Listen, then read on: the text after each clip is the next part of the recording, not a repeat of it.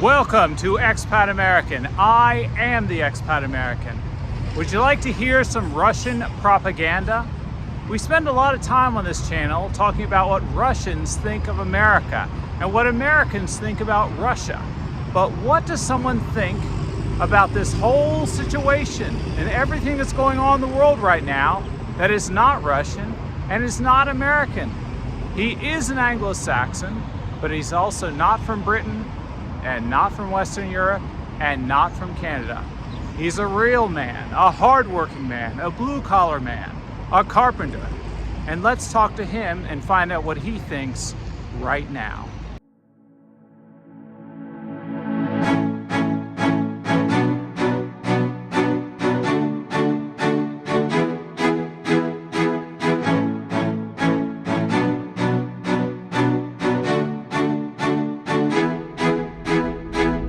You ready, Justin? Nope.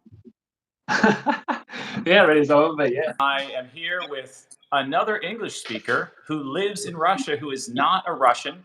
I prefer to be on location. You guys know how I like to do it, out and about, seeing things. But Russia's a big country, and there are some people that do not live anywhere near Moscow. So in those cases, we'll do an interview like this. So I'm going to cut it up so that you guys get only the fantastic parts, and we're just going to go for it and learn about each other. And there will be another interview on his channel, which will tell you where that is. But you'll be able to, it'll be basically a twin interview. You can watch me on his and him on mine. But anyway, just to start off, tell us, who are you? My name's Justin. I'm from Western Australia. I lived there for most of my life. I'm the oldest of 11. I have 4 brothers and 6 sisters.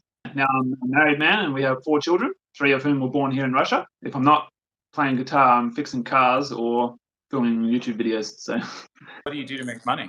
When I was living in Australia, I was a carpenter and I built roofs. Since moving here, I've done a little bit of building, but mostly YouTube. Oh, and I've started English teaching as well. So. Oh, okay, great. Yeah, I know there's a lot of English speakers in Russia, and that's their main source of income is English tutoring. So is that the case for you as well?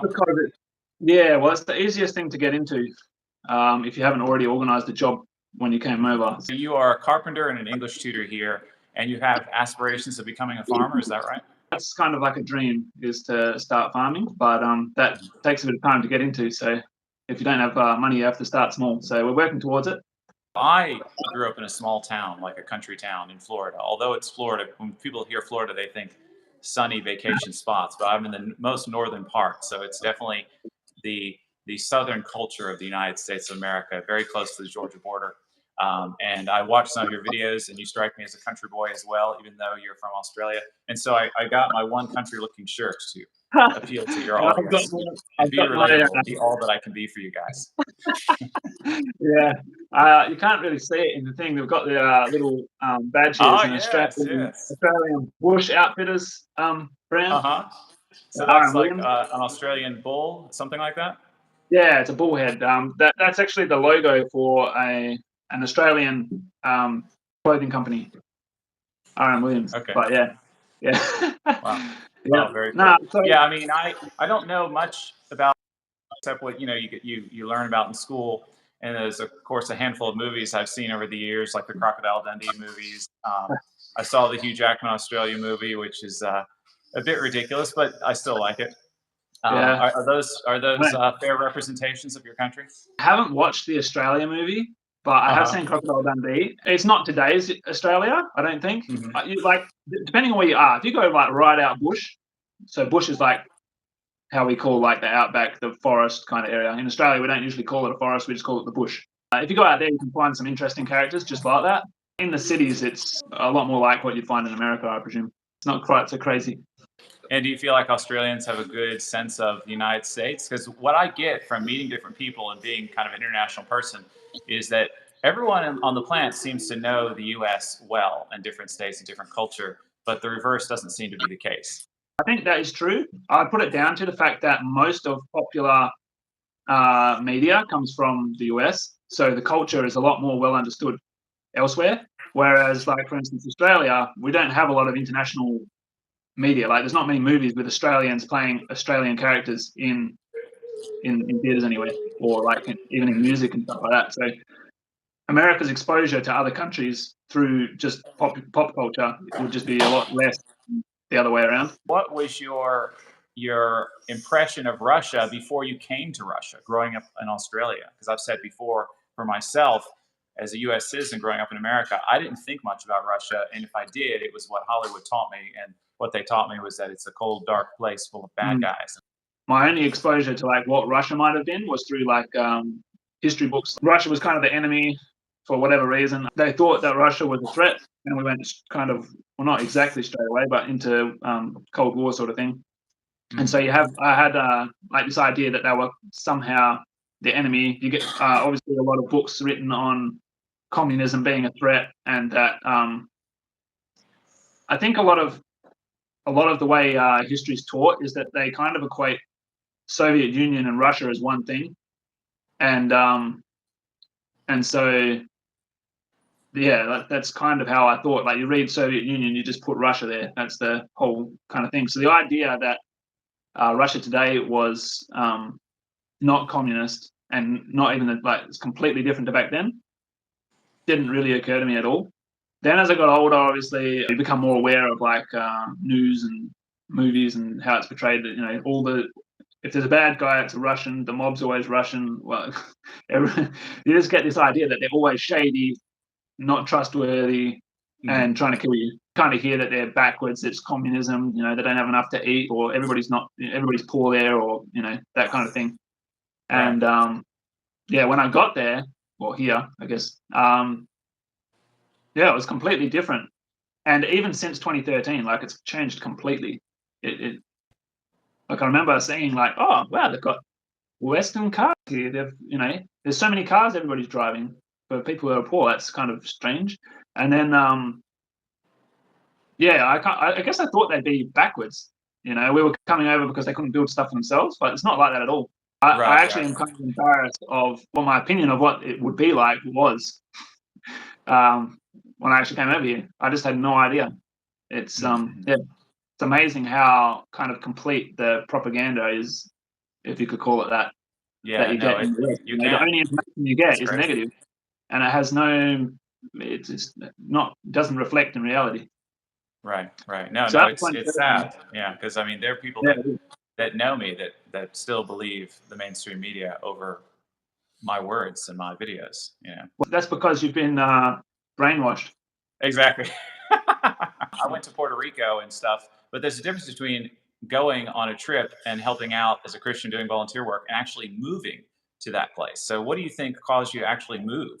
Some of the people that were involved in the ministry there were building a house, and so we agreed to come back the next year to build them a house. So in 2014 we came back, and about that time I thought, you know, this is kind of crazy. I would have never thought of going to Russia at all. Maybe there's something in this, that this opportunity's come up, that I have a skill that people need here. I don't know, maybe I'll end up moving to Russia. It was the first time I'd ever experienced snow, really. After a year about that, of praying about it, we just felt that it was the right thing to do, the right move. We wanted to have children, and the way that the world's going, a lot of the Western countries, especially Australia, it's becoming increasingly difficult to raise your children as Christians who actually follow the Bible. And like Australia tends to follow, it either leads the world in being radical in going away from God, or it follows other countries that are doing that. So like, for instance, in Great Britain, they're starting to make it illegal to read the Bible. Like, not exactly, but like you can't tell people, like there's things in the Bible that you can't read out because it's hate speech. Right, you feel like they're headed in that direction. With some of the legislation that's already going in, what they call safe schools and anti-conversion therapy or anti-conversion legislation, it's becoming a little bit, well, it's going in the wrong direction pretty quick anyway, as far as we're concerned.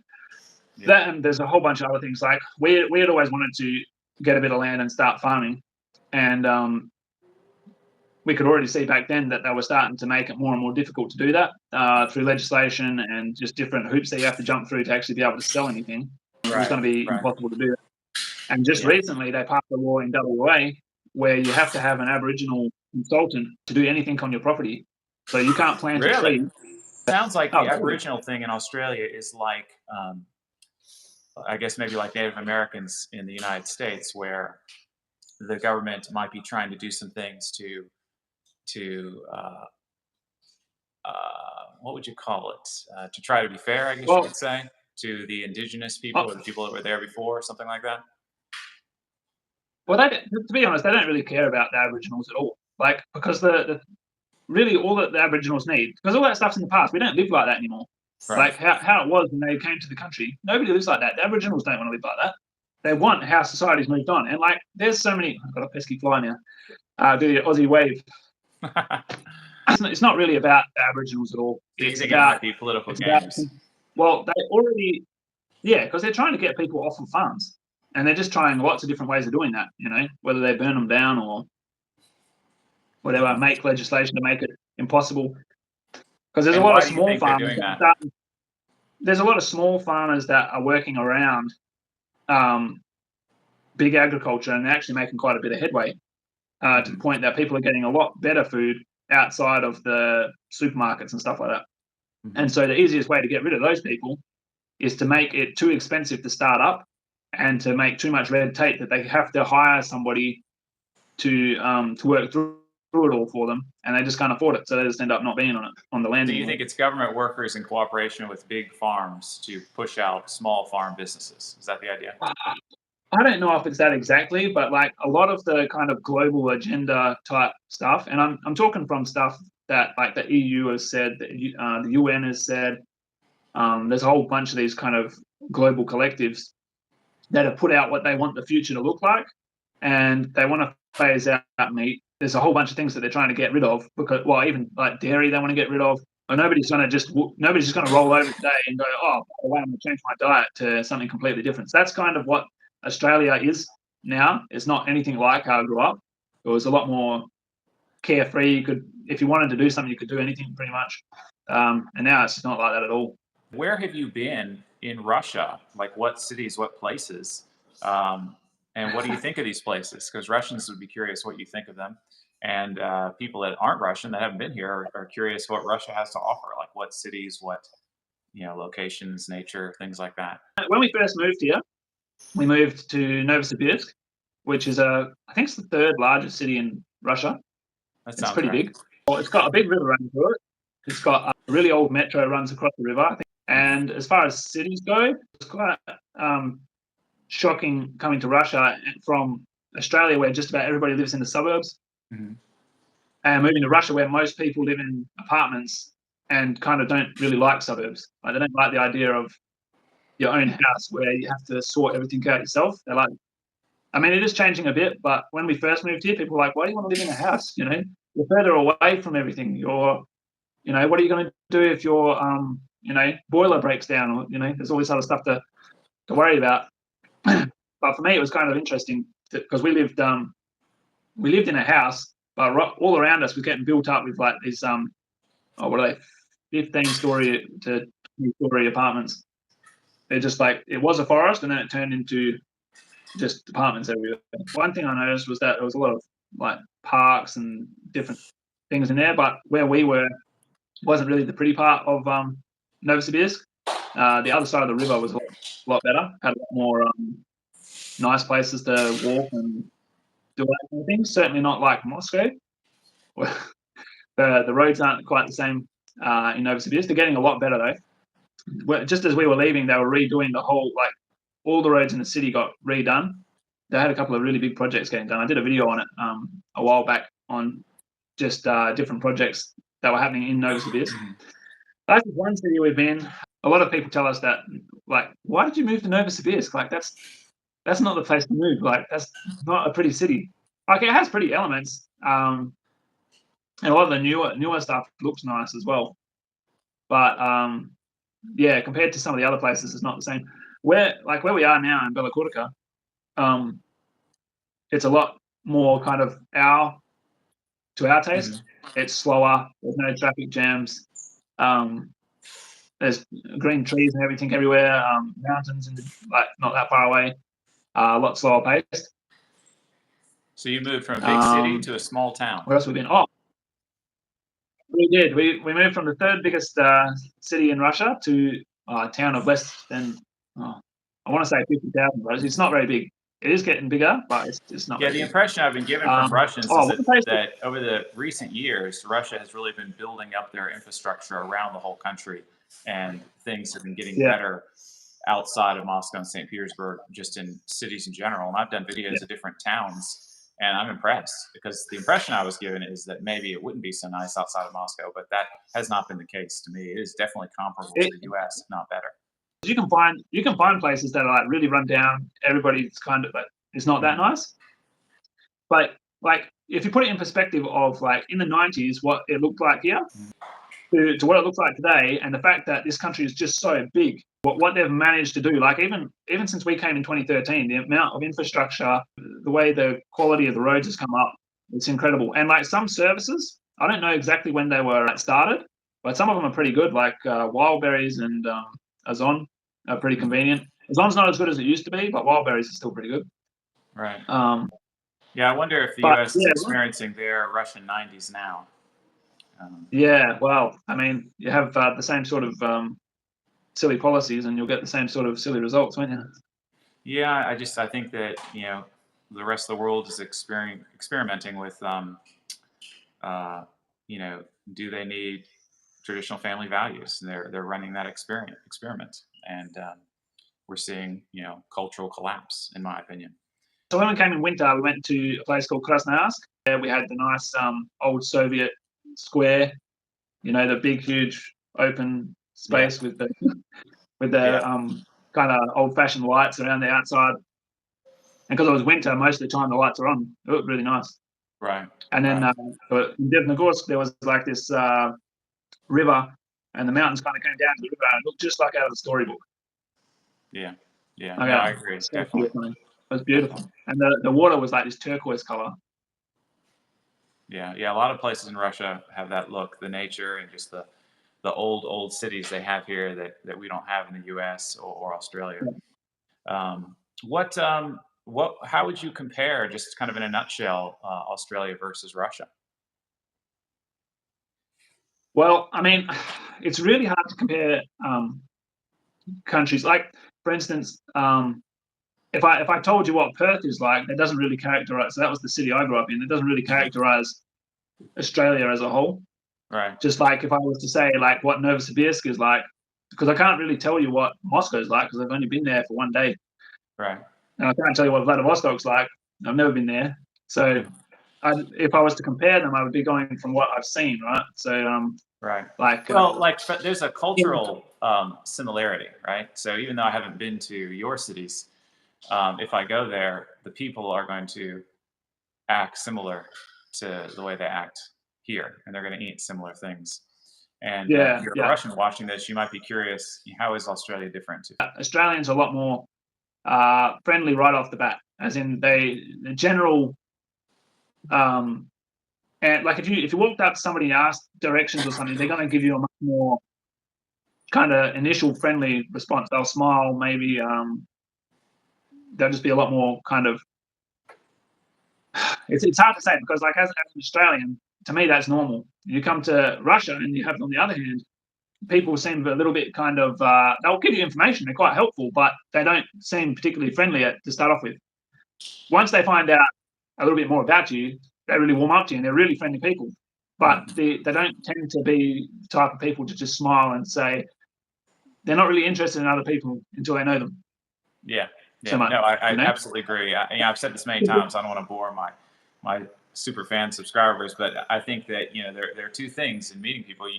You want to be friendly, but you also want to be honest. And I think that Russia puts honesty as their top priority, as opposed, and friendly is going to come second to that. They're just so much more direct. It seems like to me, it seems a lot more direct. If they want to say something, they'll just say it.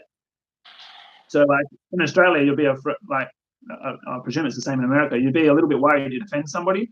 Yes. So you would say, you'd try and come up with a way to say something so that you didn't offend them. So, I'm not saying this about you, but it's probably better to do it this way. And a Russian would just tell you, that's a really dumb idea. Or sometimes they won't even do that because Russians they sound like they're having an argument. They really don't like each other. sometimes. At least this is the way, like, they really don't value the other person's point of view. Like, they're not going to get along at all. But they'll just like talk about it and then come up with a solution. And it's just the way they kind of do it.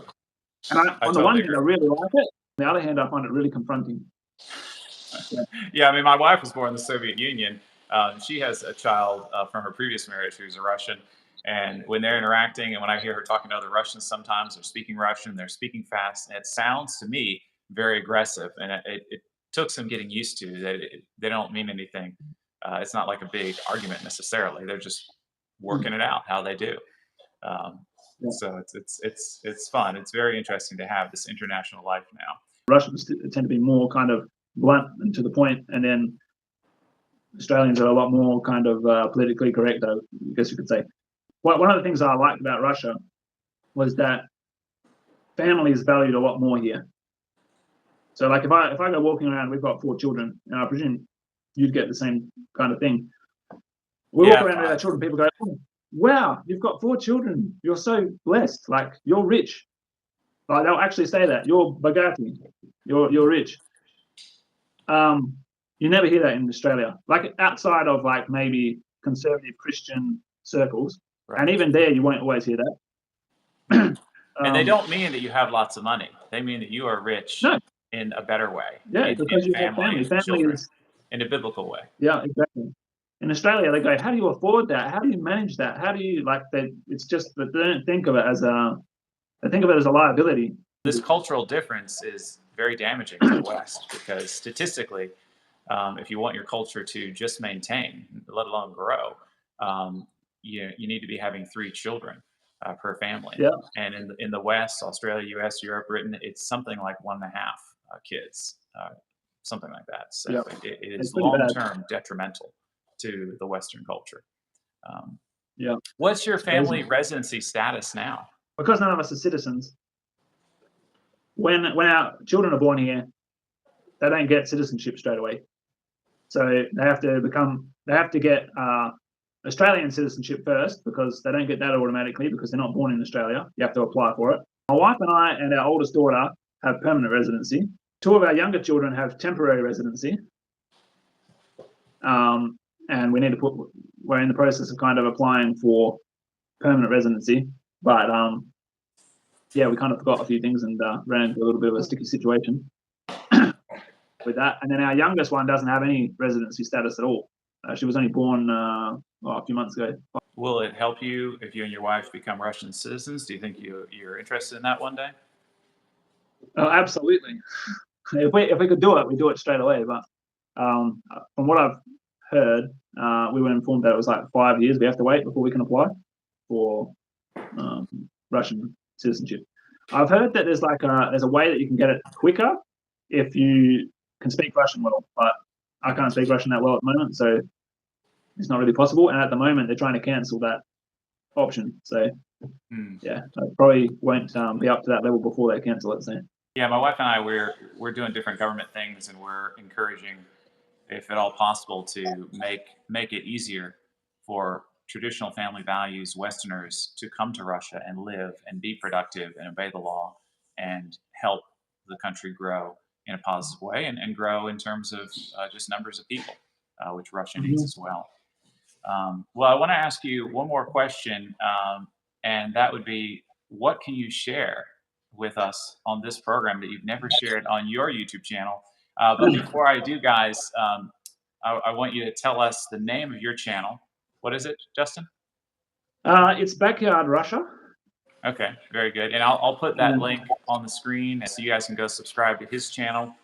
And like I said, I'm going to be on his channel. He's going to interview me. So to hear the full interview, both of our subscribers need to subscribe to both channels and hear what each of us have to say. And I will also share something on his channel that I have not shared on this channel. So guys, if you want to learn more about me, you'll have to go over to his channel and hear it there. But Justin, what do you want to tell us about yourself that you have not told your subscribers? When I was 9 years old, I went to the skate park. They told me, don't go over that jump. That one's dangerous. Don't do it. So I did. And I face planted into the concrete. And I didn't actually break anything.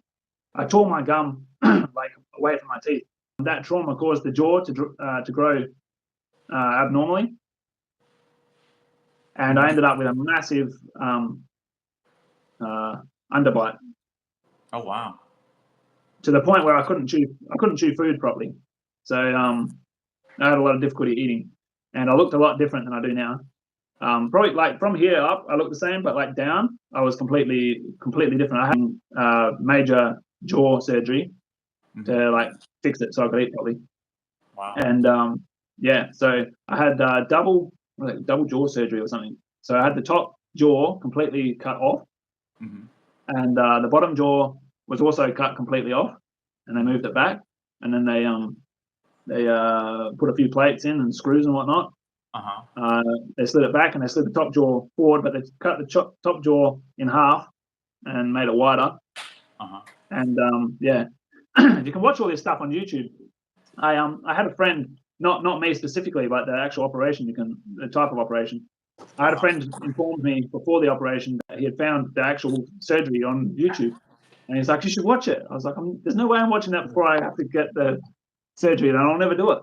Very interesting. Well, you did it, man. You surprised us with a good story. I was not expecting my interview of a Christian man to have a rated R ending, but you have fulfilled the promise and given us a good surprise and good, interesting information. What I said is not exactly the whole of Australia, but that's the bit that's important to me. So. Hello friends, I say friends and not subscribers because I just checked my internal numbers and 75% of you viewers are not subscribed. Come on guys, are you scared? No, well no, just subscribe already. As far as other platforms we're on for fun or entertainment or in case we disappear here, go follow us on our new Telegram channel, VK, and Rumble as our backup for video watching if the day ever comes. If you want to support the show because we work for ourselves and no boss is paying us, you can do so on Patreon, or if you're Russian, you can make donations here. All these links are listed in the description, and don't forget we also have many emails below for immigration inquiries, English language classes, and most importantly, show sponsorship. Thanks for watching. Share these videos in case the algorithm is against us, and let's all work together to make the world a better place for my kids, and yours too. Okay, now you're gone. Now you're back. I see your happy face. That is a source of frustration. I can cut this question. Yeah, so Maxime, Tiha. I'm in my living room, so my youngest Maxime is playing with cars. You don't speak Russian to Maxime? So yeah, that was Maxime. I was telling him to be quiet. Yeah. Maxime is my 4-year-old, my youngest.